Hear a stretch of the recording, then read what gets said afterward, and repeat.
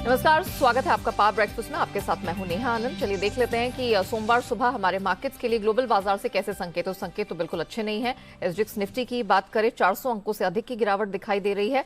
15,800 के कुछ ही ऊपर हम इसमें कारोबार होता हुआ देख रहे हैं। डाउ नैस्डैक फ्यूचर्स में भी भारी भरकम गिरावट हमने बनते हुए देखी है। डाउ फ्यूचर्स जहां एक तरफ 441 अंकों की कमजोरी के साथ कारोबार करता दिखा है, 270 अंकों के आसपास की कमजोरी हम इस वक्त नैस्डैक फ्यूचर्स में भी बनती देख रहे हैं। एशियन मार्केट्स ने भी भारी गिरावट के साथ शुरुआत की है। जापानीज मार्केट की बात करें, 800 साढ़े 800 अंकों की कमजोरी हमने यहां बनती हुई देखी है। और जैसे जैसे करके हम देख रहे हैं बाकी बाजार भी खुलते चले जा रहे हैं, वहां पर हम देख रहे हैं लाल निशान के साथ कमजोरी के साथ ही कारोबार होता हुआ नजर आ रहा है। तो क्या कारण है जिस वजह से इस प्रकार की गिरावट दिख रही है? ऑफ कोर्स हम जानते हैं कि रशिया यूक्रेन के बीच में जो युद्ध है वो लगातार 12वें दिन अब बढ़ चुका है, कहीं भी कोई सोल्यूशन बनता नहीं दिख रहा है। तो अब यहां से हमारे मार्केट्स के लिए कैसे संकेत है? कमोडिटी मार्केट की तेजी के पीछे क्या है कारण? इन सब पर बात करने के लिए मेरे सहयोगी दीपांशु मेरे साथ इस वक्त स्टूडियो में जुड़ चुके हैं। Deepanshu, good morning. आज 2 सवाल है मेरे पास आपके लिए। पहला तो ये कि 12वें दिन ये रशिया यूक्रेन का युद्ध चला गया है, तीसरे दौर की बातचीत होनी है। अब क्या मामला बिगड़ता दिख रहा है? बहुत ज्यादा बिगड़ते हुए दिख रहा है, क्योंकि एक रे ऑफ होप आई थी सैटरडे को, जब सुबह हमें पता चला कि सीज फायर हो गया। पहली बार इस युद्ध में हमने सैटरडे को सीज फायर होते देखा। टेम्पररी सीज फायर था, 2 शहरों से नागरिकों को निकालने के लिए सीज फायर किया गया था। तो काफी खुश भी हुए। हालांकि सैटरडे को बाजार बंद थे तो इस पर रिएक्शन इस पर नहीं आते हुए दिखा, पर वो हमने देखा कि ये स्थिति सिर्फ 2 या 3 घंटे तक ही रही और उसके बाद वापस युद्ध शुरू हो गया। कल फिर से थोड़ी देर के लिए सीज फायर हुआ, कुछ और नागरिकों के एग्जिट हो पाई, बट वापस युद्ध शुरू हो गया। तो बस यही एक अच्छी खबर दिखी थी कि एक अटेम्प्ट किया था दोनों पक्षों ने सीज फायर करने का, ताकि एटलीस्ट ऑन ह्यूमैनिटेरियन ग्राउंड्स लोगों को कुछ राहत मिल सके। उसके बाद से हम देख रहे हैं कि स्थिति खराब ही होती हुई दिख रही है। आज तीसरी दौर की बैठक फिर से हो सकती है। पहले 2 राउंड्स में तो कुछ निकल कर नहीं आया, तो ऐसी कोई बड़ी आशा नहीं है लोगों की कि कुछ निकल कर आ सकता है, बट डेफिनेटली उस पर रहेगी नजर। काफी सारे देश अब इस सिचुएशन को रिजॉल्व करने के लिए मदद का हाथ आगे बढ़ा रहे हैं। इजराइल के प्राइम मिनिस्टर ने एक सरप्राइज विजिट करी मॉस्को में, जहां पर वो रशिया के प्रेसिडेंट से मिले। बातचीत हुई बट कुछ निकल कर नहीं आया। French president almost on a daily basis Putin साहब से बात कर रहे हैं ताकि कुछ इस मामले का हल निकले। वहां से भी कुछ आप नहीं देख रहे हैं। सऊदी अरेबिया ने भी ऑफर करा है कि हम मीडिएट करने के लिए तैयार हैं अगर दोनों पक्ष चाहें तो, बट ऑफकोर्स कुछ जहां पर डेवलपमेंट्स होते हुए नहीं दिख रहे हैं। पुतिन साहब ने कल बयान दिया। एक्चुअली अब on a daily basis Putin साहब और ज़ेलेंस्की साहब दोनों बयान दे रहे हैं। पुतिन साहब ने कहा है कि जब तक यूक्रेन हमारी शर्तें नहीं मानता है तब तक ये युद्ध चलता रहेगा। तो ये एक बड़ा संकेत आया है, जिसकी वजह से थोड़ी और नर्वसनेस हमने बाजार में आती हुई दिखी है कि अब पुतिन साहब ने अपना पक्ष क्लियर कर दिया है कि जब तक यूक्रेन हमारी डिमांड्स, सभी डिमांड्स नहीं मानता है, तब तक हम इस युद्ध में तैयार हैं। हालांकि पुतिन साहब भी कह रहे हैं कि वो यूक्रेन के साथ बातचीत के लिए तैयार हैं। IAEA जो न्यूक्लियर रेगुलेटर हैं उनके साथ बातचीत के लिए तैयार हैं, क्योंकि जो न्यूक्लियर प्लांट्स पर इंसिडेंट हुए, आगे जाकर कैसे सेफ्टी को मेंटेन करना है। बट डेफिनेटली कुछ ऐसा पॉजिटिव अब निकलकर नहीं आ रहा है। आज देखते हैं तीसरी राउंड की बैठक होती है या नहीं, वहां से क्या निकलेगा। इसके अलावा रशिया की इकोनॉमी पर और प्रेशर पड़ते हुए दिख रहा है। वीजा, मास्टर कार्ड, नेटफ्लिक्स और कई सारी कंपनीज ओवर द वीकेंड हमने देखा जिन्होंने रशिया में अपना कामकाज बंद कर दिया है। इसके अलावा मूडीज ने रशिया की रेटिंग को डाउनग्रेड कर दिया है, जंक कैटेगरी में आ गई है। उनका कोई भरोसा नहीं है कि ये अपने डेट पेमेंट्स टाइम पर मीट कर पाएंगे। यूएस कह रहा है कि रशिया के ऑयल इंपोर्ट्स पर रोक लगानी चाहिए। यूरोप तो ऑलरेडी इसकी बात कर रहा है, हालांकि यूरोप ने किया नहीं। अब यूएस 3% ही अपना तेल रशिया से इंपोर्ट करता है, तो इसका एक्चुअली में क्या इंपैक्ट होगा नहीं मालूम, बट ऑफकोर्स आप देख रहे हैं कि कच्चे तेल के मार्केट्स में इस समय क्या चल रहा है। तो काफी सारी चीजें हैं नेहा, जिससे बाजार को कॉन्फिडेंस बिल्कुल नहीं आ रहा है। एंड ऑफकोर्स कच्चा तेल तो आप देख ही रही हैं किधर है। इनफैक्ट दीपांशु, हम वो देख रहे हैं अंडर कॉन्फिडेंस तो पूरी तरह से ग्लोबल मार्केट्स में रिफ्लेक्टेड है। हमारे बाजार भी हमें पस्त होते हुए शुक्रवार को दिखाई दिए। कमोडिटी मार्केट इसके ठीक विपरीत चढ़ता चला जा रहा है। वो $125 का जो टारगेट था वो हमने देखा सरपास हो चुका है, $130। और अब बात हो रही है, जेपी मॉर्गन चेज ने तो पहले 185 की बात की। बैंक ऑफ अमेरिका अब कह रहा है कि $200 होने में कोई बड़ी बात नहीं है। तो मार्केट्स के लिए कैसे संकेत? आई थिंक लास्ट टाइम 145 147 का लाइफ हाई रिकॉर्ड हाई बना है, अब 130 पे 2008 में बना था 147.5, तो ऑलरेडी आप उसके करीब आ रहे हैं। 2008 के बाद ऑलरेडी इन स्तरों पर हैं, तो नर्वसनेस तो है ही। जिस तरह से दिल उछलते हुए दिख रहा है, आज 130 का स्तर इसने छुआ है, हालांकि अब थोड़ा गिर कर, तो आप देख रही हैं $4-5 तो एक टिक में इस समय मूवमेंट हो रहा है। जब हम फ्राइडे को बाजार बंद करके गए थे तब $110 पे था, तो वहां से 130 अगर आप देखेंगे तो नर्वसनेस तो आती है, और उसी का इंपैक्ट आप बाकी कमोडिटीज में भी देख रही हैं। गोल्ड $2000 के करीब आ गया, बड़ा उछाल है। पलेडियम $3000 पर आ गया, सिल्वर $26 के पार है। बेस मेटल्स में बड़ी तेजी बनी हुई है, तो अक्रॉस द बोर्ड अब इन्फ्लेशन की चिंता और बढ़ती हुई आपको दिख रही है। इसके अलावा हम देख रहे हैं इसका इंपैक्ट एशिया के बाजारों पे है। 350 से 400 अंक नीचे एसजीएक्स निफ्टी है, 400 अंक नीचे डाउ फ्यूचर्स हैं, 2.5 से 3% आपको बाकी के एशिया के बाजार इस समय गिरते हुए दिख रहे हैं। तो डेफिनेटली वो नर्वसनेस है। अब फ्राइडे का एक्शन इतना इंपॉर्टेंट नहीं बनता है नेहा, ऑब्वियसली, क्योंकि आज सुबह सिचुएशन फिर से बदल गई। हालांकि फ्राइडे को एक अच्छी बात हुई थी, अमेरिकी बाजारों की जो रेंज थी वो कम हो गई। सिर्फ 400 अंक के दायरे में यूएस में कारोबार होते हुए दिखा, जिसमें से करीब 180 अंक फिसल कर डाउ बंद हुआ है। नैस्डैक में थोड़ी ज्यादा गिरावट थी, 1.6% गिरा है। आईटी में कमजोरी हमने देखी। एक अच्छी बात है जो थोड़ी राहत के संकेत दे रही है कि शायद अब फेड के एक्शन को और रुकना पड़ेगा। हालांकि इन्फ्लेशन की चिंता बढ़ रही है, क्योंकि बॉन्ड यील्ड जो अमेरिका की है वो गिरकर अब 1.7% पर आ गई है, 1.7 के नीचे आ गई।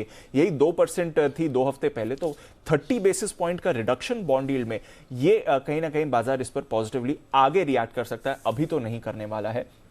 इसके अलावा अगर आप देखें तो यूएस में जो बेरोजगारी है वो 3.8% पर आ गई है, काफ़ी अच्छी है। रोजगार डेटा अच्छा आया है। पिछला हफ्ता वैसे तो बाजार के लिए खराब रहा। यूरोप में नजर रखिए, 4% फ्राइडे को यूरोप के बाजार निकले हैं, और जो पिछला हफ्ता था यूरोप के बाजारों के लिए वो मार्च 2020 यानी कि कोरोना के वर्स्ट सेल ऑफ के बाद सबसे खराब हफ्ता था। तो उसी तरह की सिचुएशन इस समय बाजार में बनती हुई दिख रही है। तो चलिए, तो इक्विटी मार्केट्स के लिए अक्रॉस द ग्लोब तो अच्छे संकेत नहीं है। इसके ठीक विपरीत कमोडिटी मार्केट में जबरदस्त तेजी तो दिख ही रही है, नॉन एग्री स्पेस में, और साथ ही एग्री स्पेस में भी अगर बात की जाए तो मल्टी ईयर हाइज या रिकॉर्ड स्तर पर हम अधिकतर कमोडिटीज को ट्रेड करता हुआ देख रहे हैं। शुक्रिया दीपांशु हमारे साथ जुड़ने के लिए, वो हम अपडेट्स रखने के लिए। चलिए, अब इससे पहले कि हम आगे बढ़े, देख लेते हैं कि शुक्रवार को संस्थागत निवेशकों की तरफ से हमें किस तरह का प्रदर्शन दिखा। तो जिस तरह के हालात हैं, एक्सपेक्टेड ही था। कैश स्पेस में एफआईआईज की तरफ से भारी बिकवाली, 7,630 करोड़ के आसपास की बिकवाली दिखी है। लेकिन थोड़ी राहत की बात अब ये कह सकते हैं कि डीआईआईज यानी कि घरेलू संस्थागत निवेशकों ने अपनी खरीदारी जारी रखी, 4,740 करोड़ के आसपास की खरीद दिखी। एफएनओ स्पेस में हालांकि बात करें एफआईआईज की तरफ से कुल 2,097 करोड़ के आसपास की हमने बिकवाली बनते हुए देखी है। तो जिस तरह के खराब संकेत हैं, ग्लोबल मार्केट कमजोरी लेकर खुले, ऐसे में हमारे बाजार के लिए क्या रणनीति होगी, ये समझाने के लिए जी बिजनेस के मैनेजिंग एडिटर अनिल सिंह भी हमारे साथ जुड़ चुके हैं।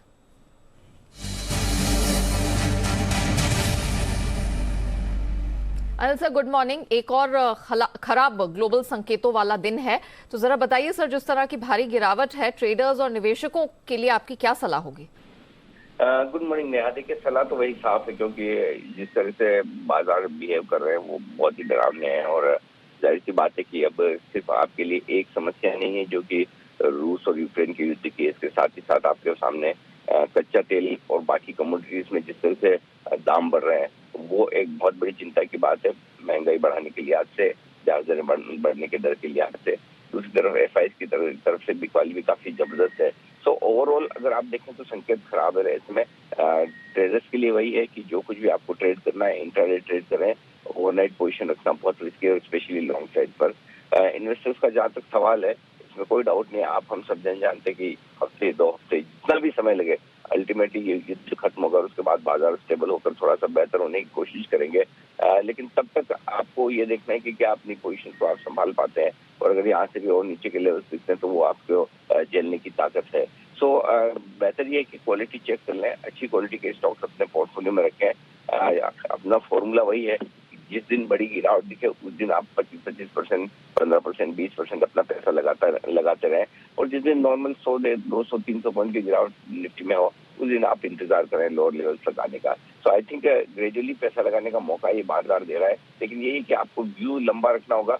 लंबा व्यू रखेंगे तो शायद जल्दी पैसा बन जाएगा, शॉर्ट टर्म व्यू रखेंगे तो फिर पैसा बनाना और भी ज्यादा मुश्किल काम है। तो मेरे ख्याल से इन्वेस्टर्स जो अच्छी क्वालिटी के स्टॉक्स में है वो इन्वेस्टेड रहे, भले थोड़े नीचे के लेवल्स और देखने पड़ सकते हैं। ट्रेडर्स के लिए स्ट्रिक्टली या तो ट्रेड नहीं करने की राय है, या करनी है तो बहुत ही छोटी क्वांटिटी में इंट्राडे बहुत टाइट स्टॉप लॉस के साथ। जी ओके सर, तो सर उस स्थिति में लेवल्स क्या होंगी निफ्टी बैंक निफ्टी में रेंज? एक तो है ना नया, मैं बहुत ज्यादा लेवल्स बताना नहीं चाहता क्योंकि जनरली नीचे की तरफ के सारे लेवल्स जो बताते हैं वो आ जाते हैं, आजकल तो वैसे ही वाला मामला है। तो फिर भी जहां सपोर्ट है वो बता दूं, तुरंत प्रभाव से सपोर्ट 15,900 16,000 के आसपास है।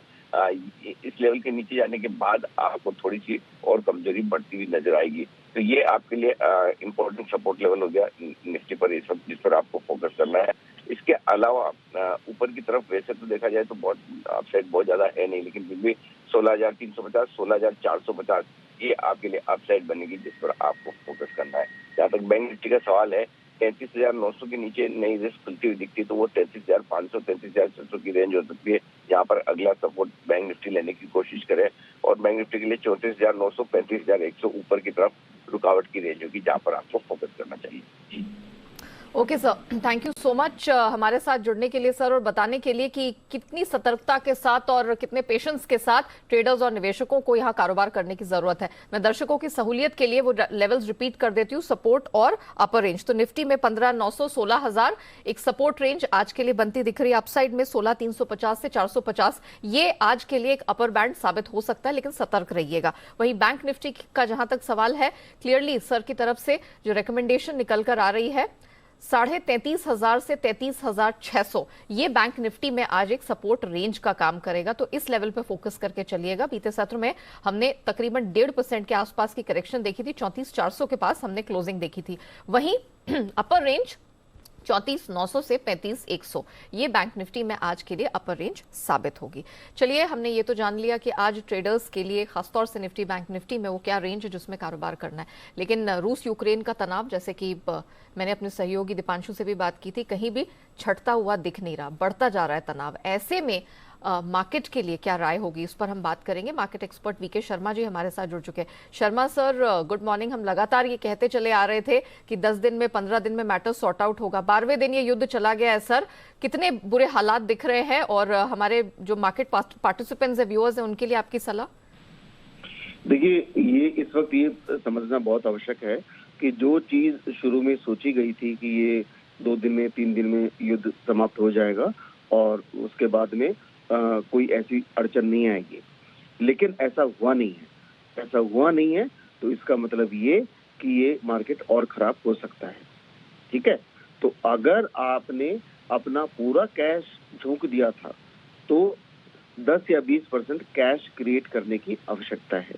एक दूसरी बात, युद्ध के बियॉन्ड अभी तक क्रूड के ऊपर, रशियन जो क्रूड है उसके ऊपर अभी तक बैन लगे नहीं है।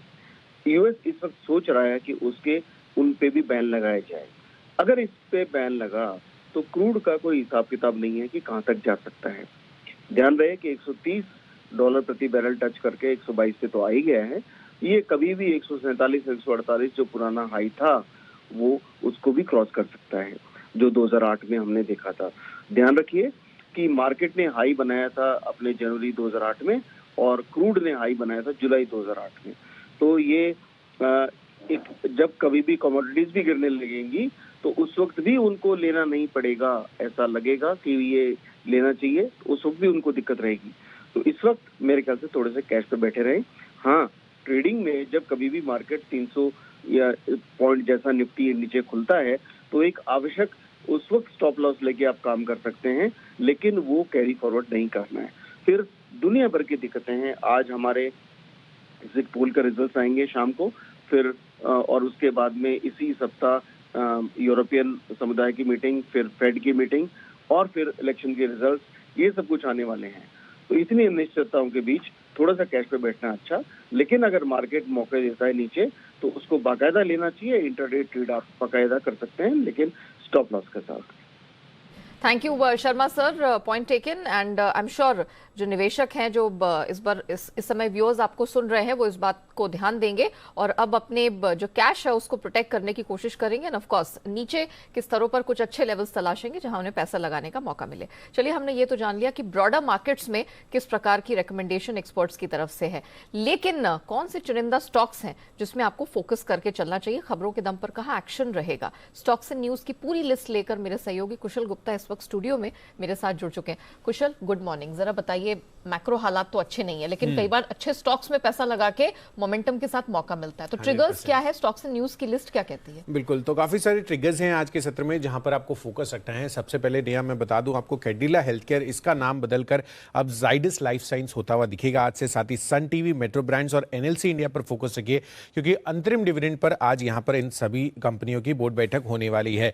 यूपी के 7वें चरण की वोटिंग आज खत्म होगी, और साथ ही जैसा कि आप बता रही थी कि 5 राज्यों के जो चुनाव के एग्जिट पोल है वो आज आते हुए नजर आएंगे शाम को। साथ ही Tata steel, JSW steel, SAIL, in fact तमाम स्टील कंपनियों पर आज आप फोकस रखिए, क्योंकि यहां पर स्टील मिल के हवाले से खबर आ रही कि स्टील मिलों ने जो कीमतें हैं वो 2,500 रुपए प्रति टन तक बढ़ाई हैं, तो यहां पर बड़ा फोकस हमारा बना रहेगा। साथ ही एग्री स्पेस, आज सुबह हम कमोडिटी स्पेस की आज आप अभी बात कर भी रहे थे, तो इसमें एफएमसीजी और साथ ही गोदरेज एग्रोवेट जैसे स्टॉक्स फोकस में रहेंगे, क्योंकि 15 फरवरी से 5 मार्च के बीच देश भर में जो तेल की कीमतें हैं वहां पर हमें बढ़ोतरी देखी गई, जिसमें पाम, सनफ्लावर, सोया ऑयल और वनस्पति के दाम जो है बढ़ते हुए नजर आए हैं।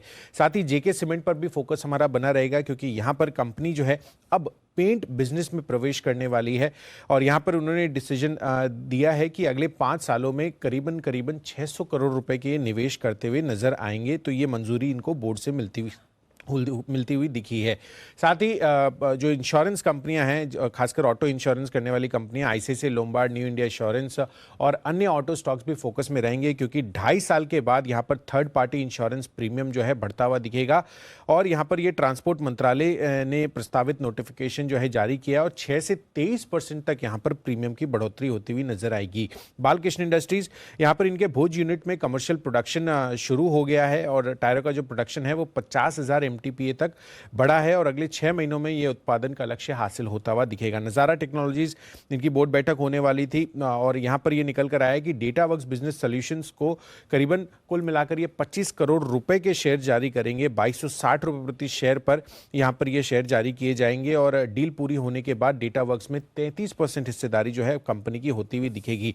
4 पॉजिटिव प्रोमोटर एक्शन है, जिसमें इंटरनेशनल कन्वेयर, जहां पर प्रोमोटर ने करीबन 43,000 शेयरों की खरीदारी की है ओपन मार्केट से 28 फरवरी को। एनसीएल इंडस्ट्रीज, यहां पर भी प्रमोटर ने लगभग 17,500 शेयर खरीदे हैं ओपन मार्केट से 3 मार्च को, इनफैक्ट यहां पर हिस्सा खरीदा है। और साथ ही खादिम इंडिया, यहां पर प्रमोटर ने 41,600 शेयर यानी कि 0.23% इक्विटी खरीदी है 2 मार्च को। और अंत में सुप्रीम पेट्रोकेम, जहां पर प्रमोटर ग्रुप ने लगभग 0.3% हिस्सेदारी खरीदी है। तो पॉजिटिव प्रमोटर एक्शन चारों कंपनियों के लिए आज आता हुआ दिखा है। तरुण, बहुत शुक्रिया आपका हमारे साथ जुड़ने के लिए, बताने के लिए कि किन स्टॉक्स में खबरों के दम पर एक्शन दिखेगा। चलिए अब एक और महत्वपूर्ण खबर का रुख करते हैं। एनएससी की पूर्व एमडी और सीईओ चित्रा रामकृष्ण को सीबीआई ने गिरफ्तार कर लिया। ज्यादा जानकारी के लिए सीधे चलते हैं जी मीडिया संवाददाता तरुण शर्मा के पास। तरुण, जरा बताइए इस मामले में आपके पास क्या अपडेट है, और आगे ये कहां मामला जाता दिखाई दे रहा है?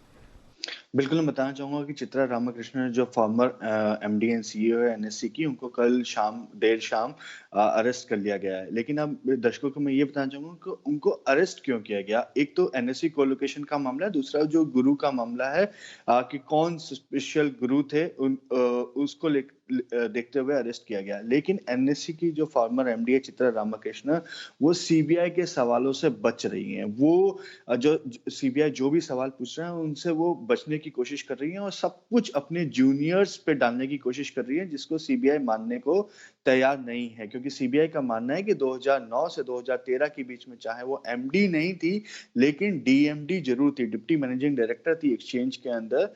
तो उनको उनके अप्रूवल के बाद ही जो कोलोकेशन का पूरा मैटर है वो हुआ है। और जो सीटीओ थे, चीफ टेक्निकल ऑफिसर जो मुरलीधरन थे, वो भी सीधा रिपोर्ट करते थे चित्रा रामकृष्णन को। तो ये कह पाना चित्रा रामकृष्णन के लिए कि मैं नहीं जानती हूँ कि कोलोकेशन कैसे हुआ, किसकी मंजूरी की वजह से हुआ, या क्या उसकी पॉलिसी बनाई थी, ये सब सीटीओ पे डालना सीबीआई को सही नहीं लगा। और जिस हिसाब से वो अपने इवेजिव नेचर या कहेंगे सवालों से बच रही थी, इस वजह से सीबीआई ने उनको कल अरेस्ट किया था। और अब आज सीबीआई उनको कोर्ट में पेशी करेगी, और करीबन 14 दिन की रिमांड सीबीआई कोर्ट से मांगेगी। क्योंकि एक तरफ पहले ही वो चीफ ऑपरेटिंग ऑफिसर आनंद सुब्रमण्यम को अरेस्ट कर चुकी हैं, और आज अब चित्रा रामाकृष्णन को अरेस्ट किया गया है, तो जी। दोनों के बीच भी एक बातचीत मतलब आमने सामने बिठा के भी एक कन्फ्रंटेशन हो सकता है, और जो जिस हिसाब से वो अपने आप को बचाने की कोशिश कर रही है, सीबीआई Point उस taken. पे खुश नहीं है। ओके तरुण, शुक्रिया आप उस अपडेट के लिए। चलिए अब जान लेते हैं कि ट्रेडिंग कॉल्स हमारे दर्शकों के लिए क्या निकल कर आए हैं आज के लिए। चॉइस ब्रोकिंग की रिकमेंडेशन है विप्रो खरीद के चले, 590 का टारगेट। आन राठी सिक्योरिटीज की इन्फोसिस खरीदने की सलाह है 1790 के टारगेट के लिए। इक्विटी मार्केट में कहां होंगे आज कमाई के मौके, इस पर एक्सपर्ट की सलाह लेते हैं। सेंट्रम ब्रोकिंग के नीलेश जैन हमारे साथ फोन लाइन पर है। Nilesh, good morning. जरा बताइए आज आपको कमाई के मौके कहां कहां दिख रहे हैं? बिल्कुल, देखिए नेहा जी, ओवरऑल स्ट्रक्चर देखिए तो निफ्टी बैंक निफ्टी दोनों का ही वीक लग रहा है। निफ्टी में हमें 16,000 के नीचे के टारगेट आते हुए देखने को मिल रहे हैं, वहीं बैंक निफ्टी में 33,800 से 33,500 की हो जाता हुआ नजर आ रहा है। तो दोनों ही ओवरऑल फाइनेंशियल स्पेस वीक लग रहा है, इसीलिए बंधन बैंक इस पर्टिकुलर काउंटर में बिकवाली करने की सलाह होगी। 277 का स्टॉप लॉस होगा, 260 के टारगेट्स होंगे। वहीं दिग्गज कंपनी HDFC लिमिटेड जो one of the under performer रही है और लगातार lower top and lower top formation बन रहा है, इस बाजार की गिरावट में हमारे मानना है कि यहाँ पे और वीकनेस हमें नजर आ रही है। 2240 से लेके 2200 तक के टारगेट हमें यहाँ पे देखने को मिल सकते हैं। माफ करना, 2160 से लेके 2140 तक के टारगेट हमें देखने को मिलता है। 2244 रुपए का स्टॉप लॉस रखने की सलाह होगी। तो ओवरऑल फाइनेंशियल्स पे सेल ऑन राइज की रणनीति अभी भी बरकरार रखनी चाहिए। ओके नीलेश जी, बहुत शुक्रिया आपका हमारे साथ जुड़ने के लिए, बताने के लिए कि किन स्टॉक्स के दम पर आज कमाई के मौके बाजार में नजर आ रहे हैं। वहीं कमोडिटी मार्केट के लिए मोतीलाल ओसवाल के अमित सजेजा की जो रिकमेंडेशन है वो आपके सामने रख देते हैं। कमोडिटी बाजार में लगी है तेजी की आग, तो सोने में खरीद की रिकमेंडेशन। MCX अप्रैल वायदा 52,300 पर खरीद के चले, 52,850 के टारगेट के लिए। चांदी में भी ऐसी ही चमक दिख रही है, 69,500 तक का टारगेट यहां बनता हुआ दिखाई दे रहा है। अमित सजेजा की रिकमेंडेशन है कि मई वायदा 68,300 पर खरीद के चले। वहीं कच्चा तेल जो कि तकरीबन 14 साल की ऊंचाई छू चुका है, इसमें भी MCX मार्च वायदा खरीदने की सलाह है 8,400 के पास। 8200 का टारगेट, 8,800 का माफ कीजिएगा 8,800 का टारगेट और 8200 का स्टॉप लॉस यहां पर लगाकर चलने की सलाह है। चलिए इसी के साथ पावर ब्रेकफास्ट में फिलहाल इतना ही, मुझे दीजिए इजाजत, लेकिन बने रहिएगा जी बिजनेस के साथ। ब्रेक के बाद हम आपके लिए पेश करेंगे ट्रेडर्स डायरी, जहां आपको मिलेंगे आज के लिए 20 दमदार ट्रेडिंग आइडियाज।